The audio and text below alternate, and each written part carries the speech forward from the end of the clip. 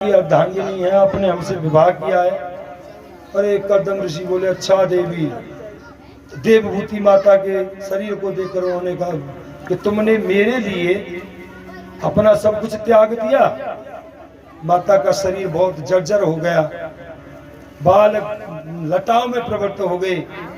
तो तुरंत कर्दम जी ने अपने अभिमंत्र करके एक सरोवर प्रकट किया और माता देवभूति से कहा जाओ इसमें स्नान करके आओ।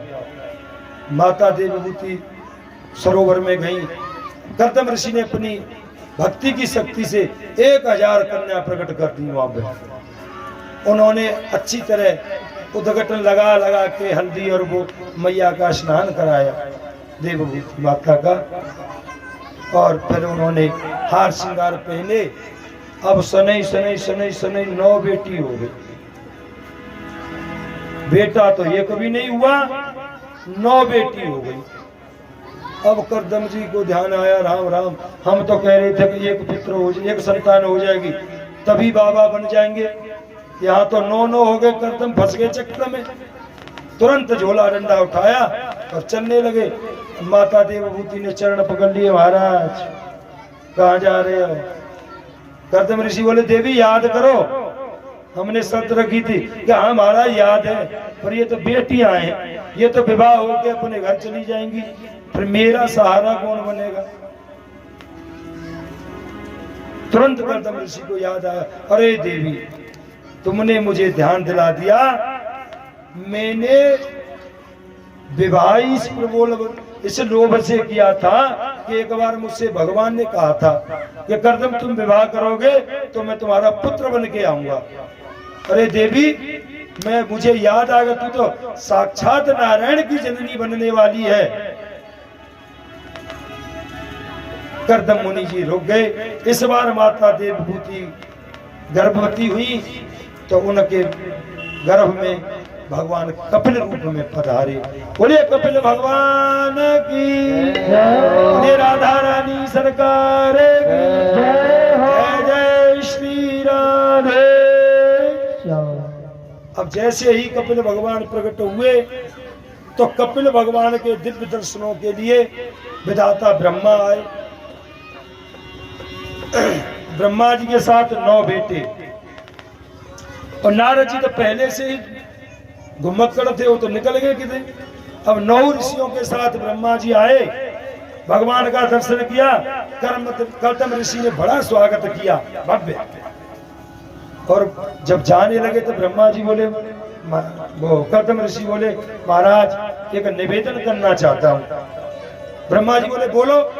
कि महाराज एक बात है, आपके 9 बेटा और मेरी 9 बेटी, न आपको कहीं भटकना पड़ेगा न मुझे, ये रिश्ता मंजूर कर लो। ब्रह्मा जी बोले ठीक है।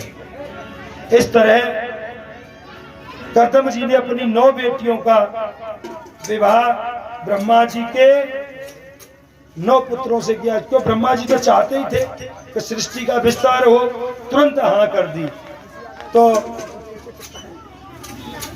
कर दिया। कला देवी का विवाह मरीचि से हुआ, अनुसुईया का विवाह अत्रि से हुआ, अरुंधति का विवाह वशिष्ठ से, ख्याति का विवाह भृगु जी से, शांति का विवाह अथर्वण से, क्रिया का विवाह क्रतु से तथा हविरभ का विवाह पुलस्त से किया। इस तरह 9 बेटियों का विवाह हो गया। अब कर्दम जी कहने लगे देवी अब मेरा दायित्व पूरा हो गया, तुम्हारे पुत्र हो गया और 9 बेटियों का विवाह हो गया। अब अपने राम रुकने वाले नहीं है। तो माता ने भी रोकने का प्रयास नहीं किया। देखिए एक बात यहाँ सोचने लायक है, हम सभी के सोचने लायक। घर में क्या कमी थी कर्दम ऋषि के यहाँ? देवभूति जैसी पत्नी,